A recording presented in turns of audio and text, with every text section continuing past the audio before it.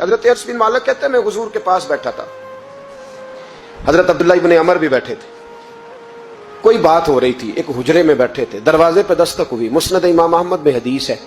نبی پاک علیہ السلام نے فرمایا انس دروازہ کھولو، دروازے پہ وہ بندہ ہے جس کو اللہ بغیر حساب کتاب جنت عطا فرمائے گا، وہ بندہ ہے دروازے پہ۔ حضرت انس بن مالک کہتے ہیں میں نے دروازہ کھولا تو بندہ دیکھا،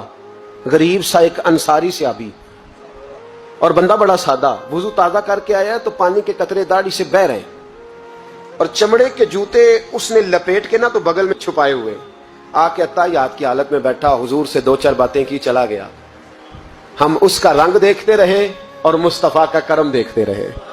اس کو حضور نے جنتی کہا ہے؟ کہتے ہیں اگلے دن اسی ٹائم اسی وقت ہم حضور کے پاس بیٹھے تھے، پھر دروازے پہ دستک ہوئی، حضور نے فرمایا دروازہ کھولو، دروازے پہ وہ بندہ ہے جس سے اللہ بغیر حساب کتاب جنت عطا فرمائے گا، بغیر حساب۔ کہتے ہیں دروازہ کھولا اور جیسے ہی میری نظر پڑی، بندہ بھی وہی ہے جو کل آیا تھا، اور انداز بھی وہی ہے جو کل تھا، اسی طرح پانی کے قطرے، اسی طرح جوتے بغل میں، السلام علیکم،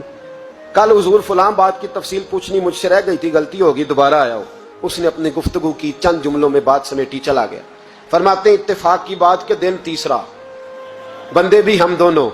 میں اور عبداللہ ابن عمر، حضرت انس بن مالک کہتے ہیں دونوں بیٹھے تھے، سیم ٹائم سیم ڈے، پھر دستک ہوئی، حضور نے فرمایا دروازہ کھولو، اور مسکرا کے فرمایا دروازے پہ وہ بندہ ہے جسے اللہ بغیر حساب کتاب جنت عطا فرمائے گا۔ کہتے ہیں کھل اٹھے ہمارے چہرے، باہر گئے، دستک ہوئی تھی، دروازہ کھولا، فرماتے ہیں مجھے یقین تھا وہی ہوگا جو 2 دن پہلے آیا تھا، اور میرے یقین کے مطابق ہی کام ہوا، وہی بندہ تھا جو کل بھی تھا، جو پرسوں بھی تھا، حالت اور کیفیت اور انداز بھی وہی تھا، پانی کے قطرے بہ رہے ہیں، اور اس شخص نے جوتے بغل میں دبائے ہوئے خدمت میں حاضر ہوا، بیٹھ گیا، بات چیت کی، چلا گیا۔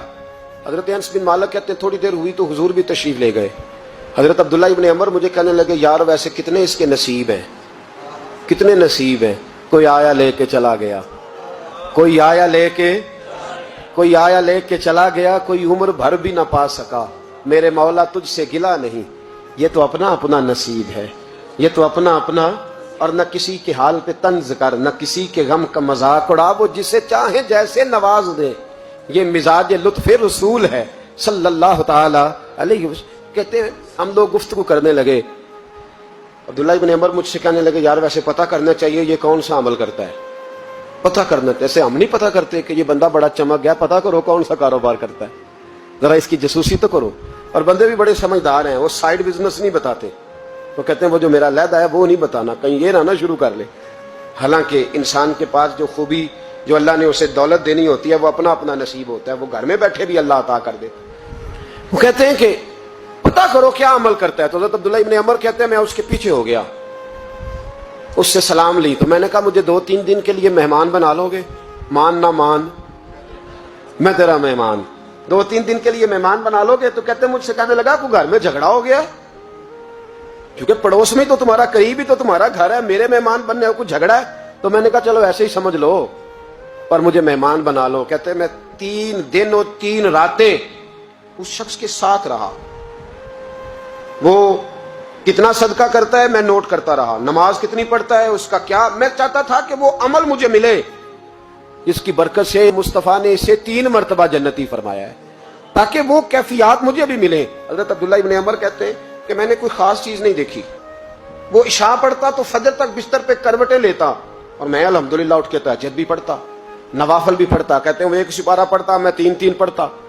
فرماتے ہیں اس نے 3 دنوں میں کھجور بھی صدقہ نہیں دیے کہ کھجور بھی، اور میں نے بڑے بڑے غریبوں کی مدد کی۔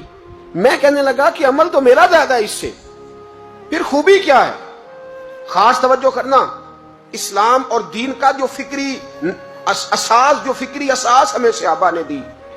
حضرت عبداللہ ابن عمر کہتے ہیں میں نے تیسرے دن اسے کہا بھائی اللہ تیرا بھلا کرے، تو نے بڑی خدمت کی، میں نے جانا ہے میرا کوئی جھگڑا نہیں ہوا تھا، میں تو بس تیرا عمل دیکھنے آیا تھا کہ تو عمل کیا کرتا ہے۔ تو وہ صحابی کہتے ہیں مجھے کہنے لگے یار تو میرا عمل دیکھنے آیا تھا، مجھے بتا تو صحیح کیا نے، اور کیوں دیکھنے آیا میرا عمل، تجھے کیا ضرورت پڑی میری جاسوسی کی؟ تو کہتے ہیں مجھ سے جب اس نے سوال کیا تو میں نے اس کو کہا بھائی تو 3 دن آیا نا، ہم بیٹھے ہوئے تھے، کہا ہاں میں آتا رہا ہوں، کہا 3 دن نبی پاک نے فرمایا اللہ تجھے بغیر حساب کتاب جنت عطا فرمائے گا۔ تو میں چاہتا تھا کہ میں ذرا جاسوسی کروں، ذرا دیکھوں، کھوج لگاؤں، کون سا ایسا عمل ہے, آپ بھی ذرا دھیان دیجئے گا, کون سا ایسا عمل ہے, حالانکہ تو شاہ پڑھتا ہے اور اٹھ کے فجر پڑھتا ہے, میں تہجد بھی پڑھتا ہوں, تیرا سپارہ ایک ہے میرے 3 ہے, کون سا ایسا عمل ہے جس کے سبب تجھے جنت ملے گی؟ کہتے ہیں وہ صحابی کہنے لگے یار کوئی ایسا عمل نہیں, کوئی شے نہیں, میں اس قابل ہی نہیں, من آنم کہ من دانم, جو میں ہوں مجھے پتا ہے. کہا پھر کوئی بات تو ہوگی, تیری مہربانی بتا دے, میں نے 3 دن 3 راتیں محنت کی ہیں, بتا دے. کہتے ہیں وہ کہنے لگے اگر تجھے بتاؤں نا تو پھر سن, میں جب رات کو سوتا ہوں تو اپنے دل پہ نظر ڈالتا ہوں, اور سویرے جب اٹھتا ہوں تو پھر اپنے دل پہ نظر ڈالتا ہوں, موبائل پہ نہیں, کنجی پہ نہیں, یہ چابیاں کدھر ہیں, بٹوے پہ نہیں, میں رات کو سوتے ہوئے بھی اپنے دل پہ نظر ڈالتا ہوں, سویرے اٹھتے ہوئے بھی میں سب سے پہلے اپنے دل پہ نظر ڈالتا ہوں. فرماتے ہیں الحمدللہ میرے دل میں کسی کا حسد نہیں ہے, کسی کے بارے میں کوئی کینہ نہیں, کوئی کسی کے بارے میں میل نہیں, میں اللہ کے ہر بندے کے بارے میں سوچ, نظریہ, فکر اچھی رکھتا ہوں. اور فرمایا میں تیرے بارے میں بھی عبداللہ یہی سوچتا ہوں کہ تو مجھ سے زیادہ نیک ہے. الحمدللہ اس وقت بھی میرا ذہن یہ ہے کہ انس بن مالک مجھ سے زیادہ پرہیزگار ہے. اس وقت بھی میری سوچ یہ ہے کہ محبوب کے سب صحابہ میں سب سے کمزور میں ہی ہوں. نابد عبداللہ ابن عمر کہتے ہیں میں نے اس کا ہاتھ چوما, میں نے کہا سمجھ آ گئی ہے, تیرا نظریہ, تیری سوچ پکی اور سچی مسلمان ہے, تو دل اور روح کا مسلمان ہے, تو نظر اور روح کا مسلمان ہے. یہ سبب ہے کہ اللہ کے رسول نے زمین پر چلتے ہوئے بھی تجھے 3 دفعہ جنت کی بشارت عطا فرما دی.